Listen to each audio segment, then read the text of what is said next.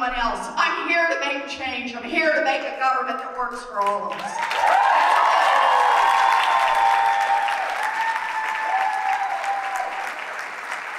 It's pretty straightforward for me. Not much fancier than that. You know, I thought I'd tell you a little bit about myself, and then tell you a little bit about different ways that I'm out there fighting, and then we get to the most important part, and that is we'll do pictures. I'll stay as long as you guys want to do it. We can just stay and take pictures. And it gives a chance to talk to you. Yeah. Okay. All right, I'll also tell you what comes with that.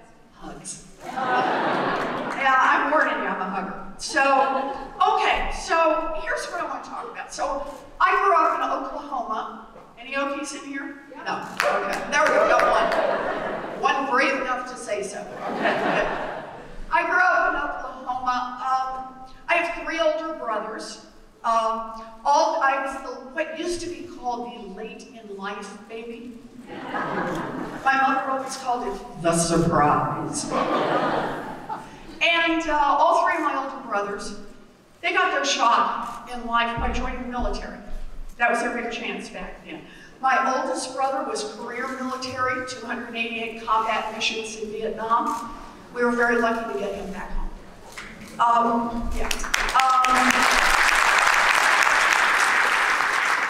second brother was stationed in Africa. My third brother trained as a combat medic. Now, he never actually ended up using his talents, but I just want to warn any of you, if you ever meet my brother David, do not choke around him. The reason is he is still convinced that he could perform a tracheotomy with a butter knife. And so around our family, we've all learned if you start to go, you just leave the room really fast. But I have 3 older brothers. They all live back in Oklahoma now. They're good guys. And when we were growing up, our daddy did a lot of different things. He sold paint, he sold carpeting, he sold fencing, he sold housewares, and just down to Mama and me, we had some tough times. He had a heart attack, we lost our family station wagon, we came about that close to losing our home, but we made it through. We made it through. But I had a dream. My dream was I wanted to be a public school teacher. Do we have any public school teachers in here?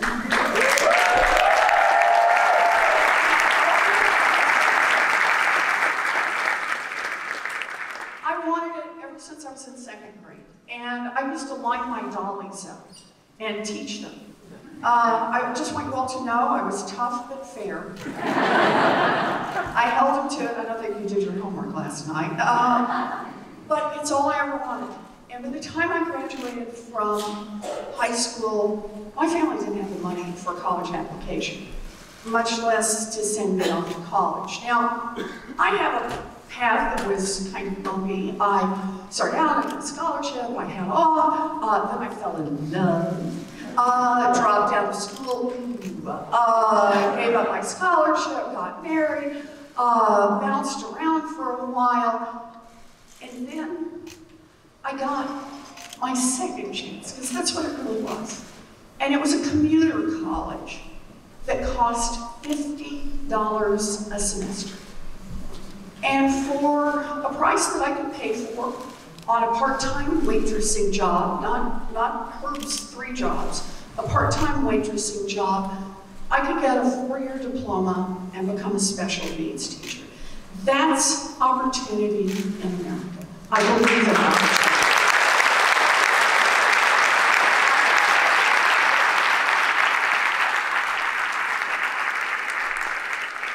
That teaching job catapulted me into America's middle class. That was my chance. And then when I was home with babies, I decided another crazy thing. I decided I'd go to law school. And again, it was a public university, $450 a semester. That was my big chance that opened another door for me. And I stand here today. My daddy ended up as a janitor. His daughter ended up as a public school teacher, a college professor, a United States Senator, and a candidate for President of the United States.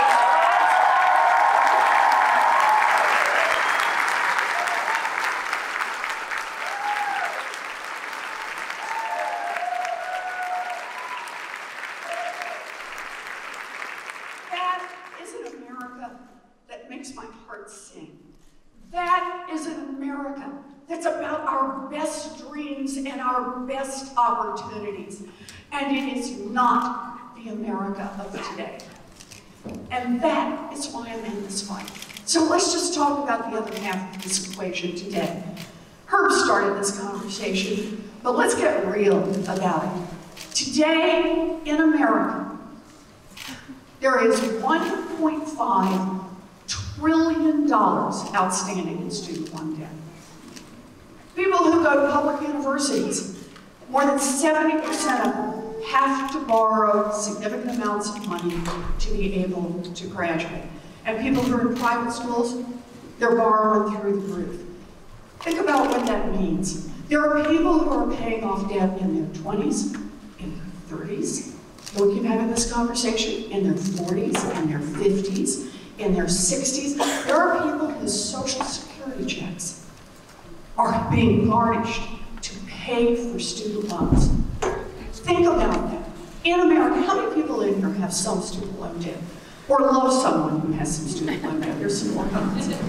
Yeah, this has become part of America. And understand, it didn't have to be this way. The difference between when I grew up and my opportunity to go to a school that cost $50 a semester and what's happening today in America is about a series of decisions that get made by our government. And it's a series of decisions to favor the rich and the powerful over everyone else. And if you don't see it that way, I just want you to explain to me last year's tax cut. No, I'm just damn serious about this. Just explain. Anybody who wants to say, no, that's not right, let's just talk about this. So here we are, $1.5 trillion in student loan debt. And just so everybody understands this, think about it this way. Every year, some new people take out new student loan debt, right? 18-year-olds show up at school, or you're in the middle of school, you take out some. But every year, some people graduate, some people start paying, some people finish paying. So you would think student loan debt, that burden would stay about the same. But that debt is now running at such high interest rates. It is crushing so many people who are now in default rates. It has so many fees attached to it now that the student loan debt burden, that snowball is growing by $100 billion a year. It is crushing young people across this country. It is crushing them. It is crushing their dreams.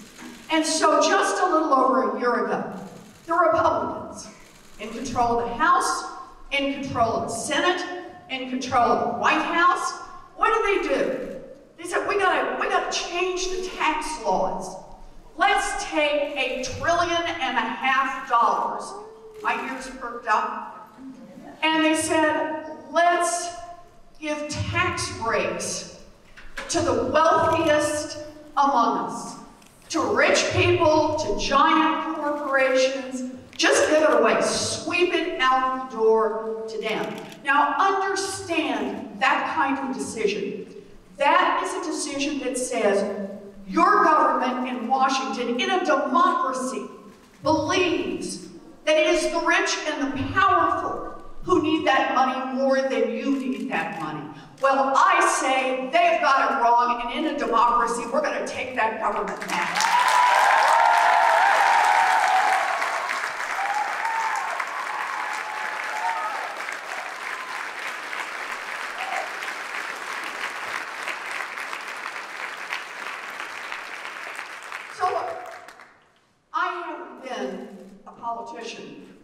All my life.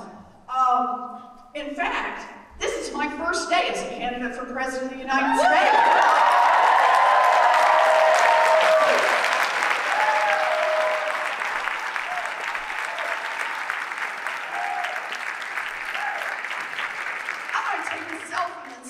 my brothers. Say, you always said your little sister, she's not gonna do anything, right? There we go, boys. All right, but I spent most of my life working on one central issue as a college professor in all my work. And it was around this question of what's happening to America's middle class? What's happening to working families in America? What's happening to opportunities for kids like me and for poor kids?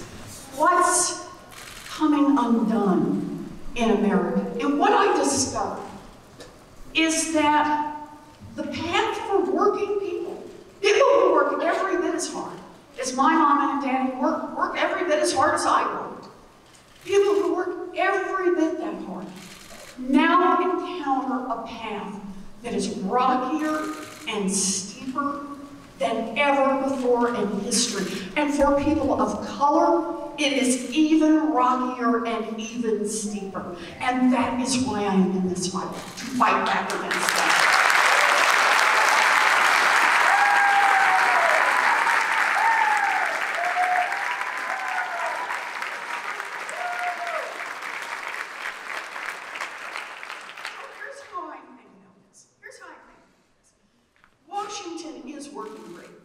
Washington doesn't work, and blah, blah, blah, blah. Not true. I mean, look at that tax bill. They passed that thing, right? Washington works great for the rich and the powerful. Washington works great for giant drug companies, right? Just not for people who are trying to get a prescription filled, right? Washington works great for giant oil companies that want to drill everywhere. Just not for people who are worried about climate change, right? Yeah.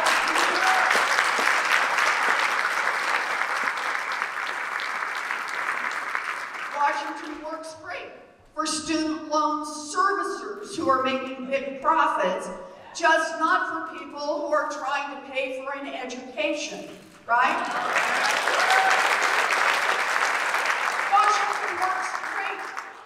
Private prisons, just not for the communities and people whose lives are destroyed by mass incarceration. Yeah.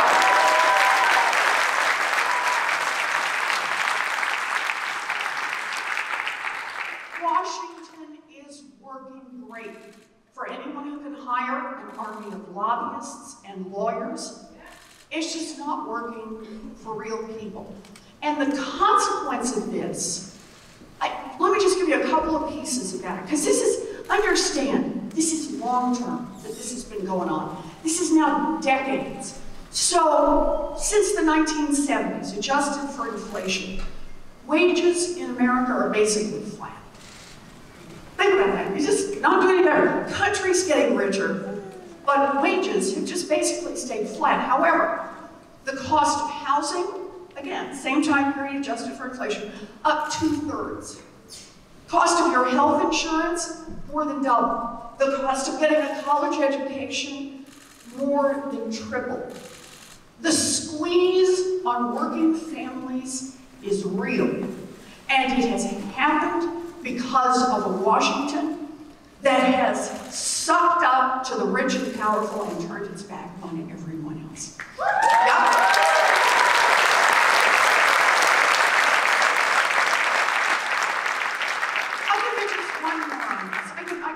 All day long, but I just give you one more on this, because I think it's so important. Home ownership, #1 way in America to build wealth for middle class people, right? For working families. You buy a home, you pay over time, you get the house paid off, you retire, you hand it on down to the next generation. It is the way families have gotten richer for decades, white families. Because until through the 1960s, still in the early 1960s, it was the official policy of the United States government to discriminate against black families on housing, to subsidize white families buying housing, to discriminate against black families buying housing. And no surprise, in 1960, with housing discrimination legal, the gap between white home ownership and black home ownership was about 27 percentage points. It's a lot in terms of what kind of wealth we try to build up over time. Now, here's the good news. We live in a democracy. We can make change. Civil rights movement. We changed those laws. And the black and white wealth gap began to close. Home ownership began to go up for everybody. And then, along came giant financial institutions who said, we can make a lot of money by selling a lot of lying, cheating mortgages. And let's target a whole bunch of those for communities of color. And I just want you to know where we stand today. The gap between white home ownership and black home ownership today is 30 percentage points. It is higher than it was when housing discrimination was legal in America. Race matters, and we need to say so right out loud.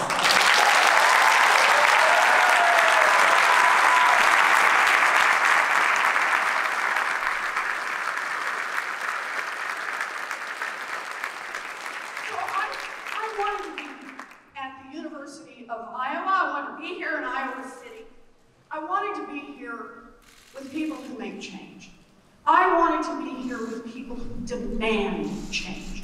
So I think a lot about how are we going to change this? One little thing over here, we're going to vote for somebody who makes some promises. Will they really follow through? How are we going to make this happen? And I'm going to do this at two different levels, okay? One is, I just want to be clear with everybody. We can't nibble at the edges anymore. We have to make big structural change in this country.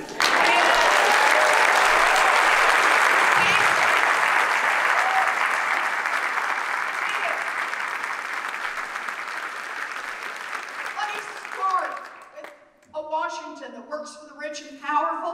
How about we start by calling it out for what it is, corruption.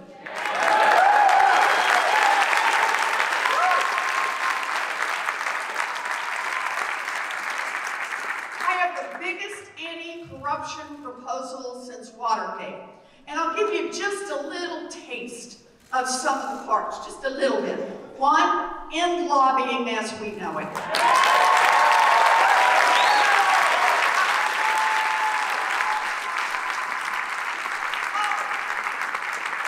And no more foreign countries that get to hire lobbyists in Washington.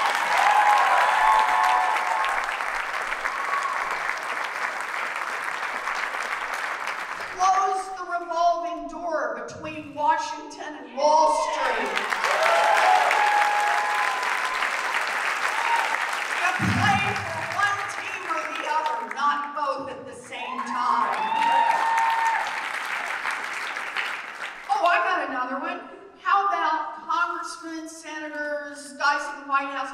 You don't get to trade in individual stocks while you're writing laws.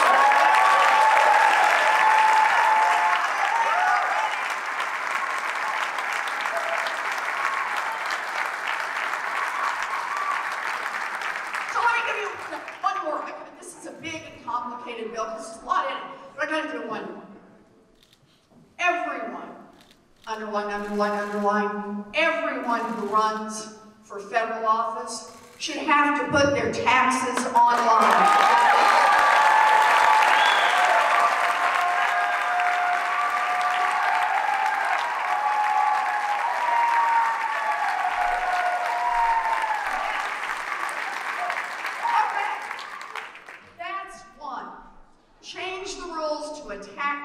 In Washington head on. Let's do two. Change the rules in our economy. And again, think big structural change. Let's start with power. Giant corporations in this country have way too much power. And that means they roll over everybody else. Their employees, small businesses, small farms, everybody. They're consumers. So we got to find ways to balance that. Part of it is about government regulation, but I believe in markets. Let's get market parts to this. You know what we need? We need stronger unions in America.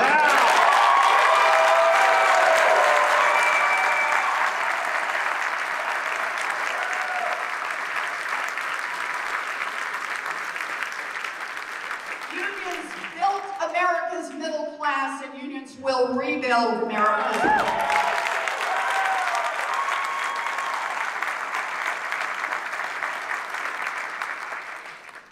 We start rewriting power in this economy, and then we can attack head-on the things that are hitting families every day. We gotta have, let's just be clear, health care, protection for everyone, access to affordable child care, education. We're gonna do these, but you've gotta get the structural pieces in place. Let me do one more. So, attack corruption head on, change the rules so that in this economy, so you've got more power, more balance in it. And the third one, change the rules in politics. And that starts with protecting our democracy. We need a constitutional amendment to protect the right to vote and make sure that vote is counted.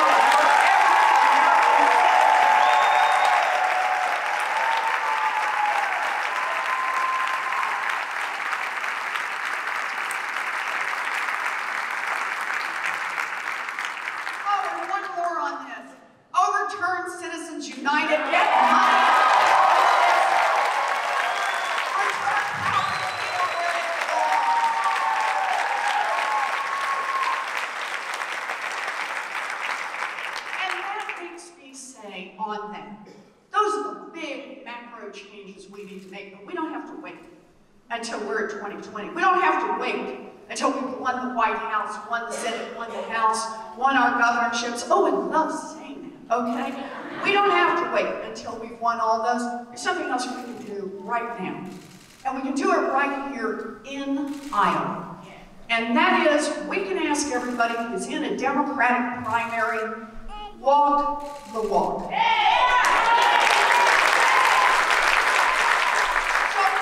figure out what that means. Here we are in a Democratic primary. I am not taking a thin dime of PAC money.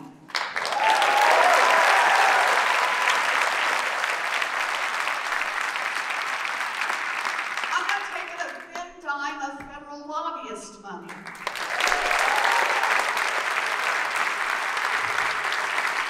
And I'm not smooching up to any billionaires hoping that they will fund super PACs on my behalf. That's not what we are.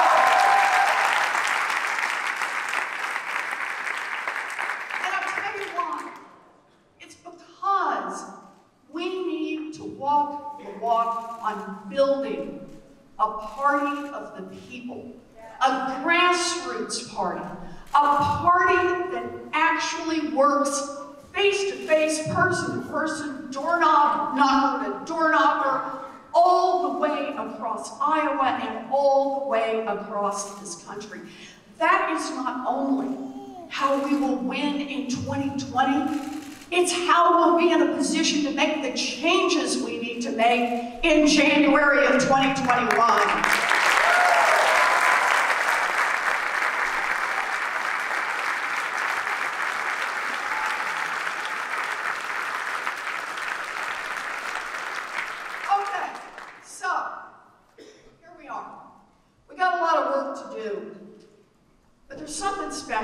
About being able to do this in person.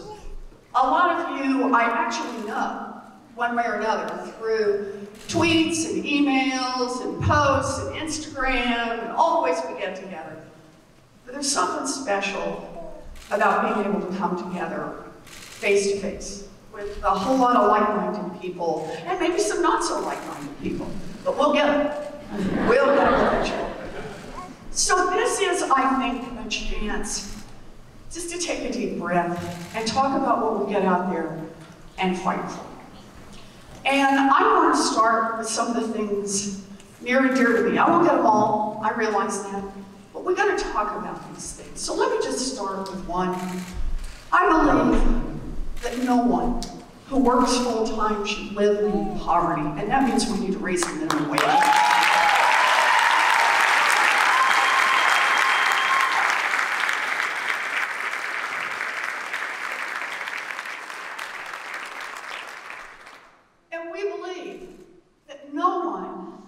should get crushed by student loan debt.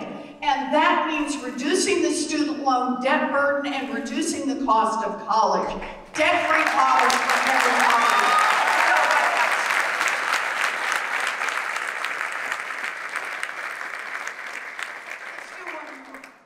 Healthcare is a basic human right. We fight for human rights.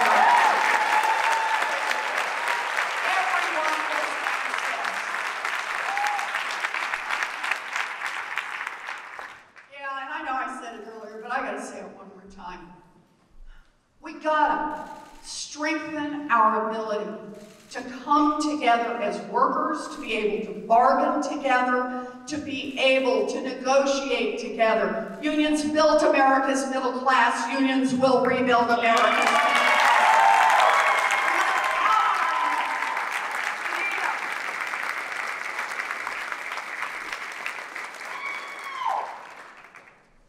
We have a moral obligation to our children, to our friends, to our families, to tackle the very difficult problem of gun safety. The NRA cannot hold our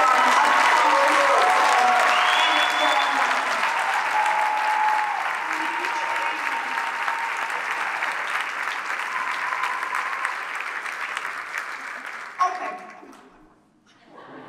Now, this one is very controversial when I'm in Washington, but I feel safe here in Iowa City. I'm on campus, okay? But for all of you who are standing, just steady yourselves. Okay, a little bit. Ready? Okay, because this one is pretty controversial. I believe in science.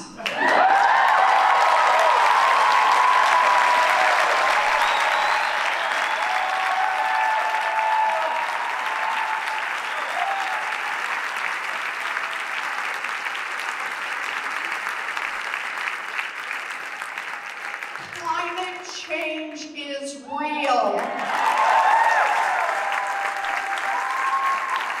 caused by human activity, and we are running out of time. We got to make change, Green New Deal. We're ready.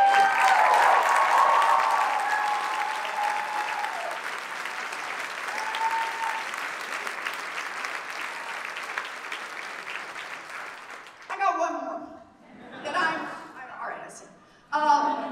I do this one particularly proudly because I am from Massachusetts, the senator from Massachusetts.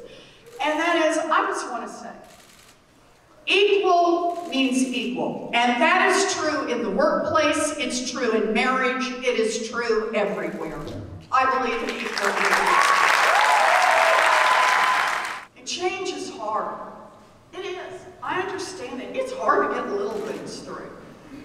But big structural change, especially when you're going up against the folks who've got money, that's really, really, really hard. So, in fact, some people say it's too hard. Don't even try to do it. But I want to say to you, I've had people tell me all my life about what's too hard. You know, and actually I'll just pick a couple of examples. After the financial crash, I said, the only way we're going to fix this is a structural change, not one law on mortgages or one law on credit cards. The only way we're going to fix this is if we build a new agency that's going to be a cop on the beat, day in and day out. And people said to me, that is too hard to get done. And you know, there was something about that was right. The giant financial institutions spent more than $1 million a day lobbying against that agency for over a year. But we got organized, we fought back, we persisted, and today the Consumer Financial Protection Bureau is the law of the land.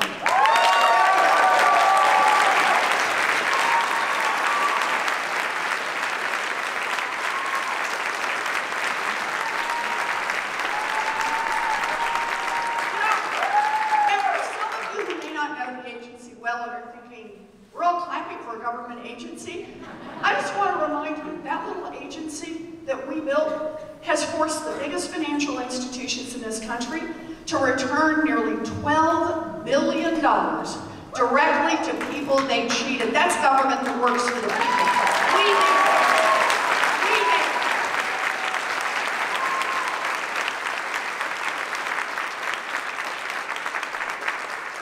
Okay, I'm gonna do one really on this. So we get the agency. President Obama asks me to come set it up. I'm setting it up.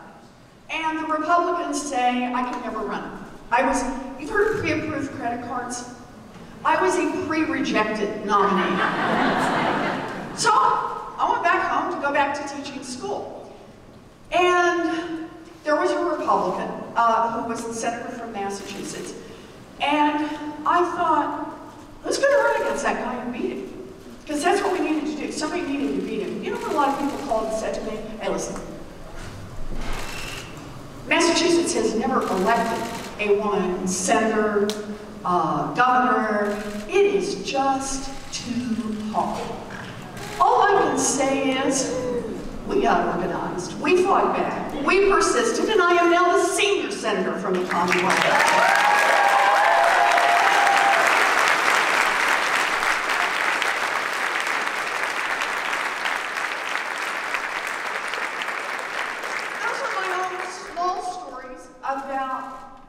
What you now fight for. But I think about this moment in history. I think about the fact that here we are, 2019, where our country is and how important the decision we make in 2020 is. And I think about what needs to be done and how hard it is. And everyone who tells me it's too hard, I think back to the abolitionists. People said to them, it's just too hard. I think of the suffragettes.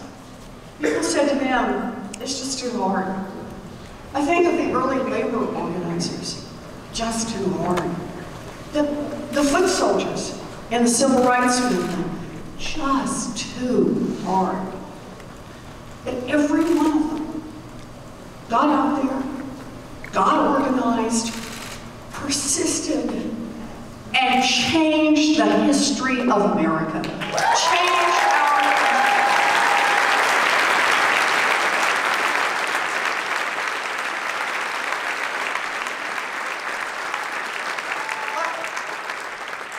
The future will belong to those who fight for it. And for me, that's what this is all about. I am here today out of gratitude. Gratitude to an America that gave the daughter of a janitor a chance, and determination that every kid, not just the kids at the top, not just the kids whose parents know how to work the system, but every kid in America would get that kind of opportunity. That's why I'm here.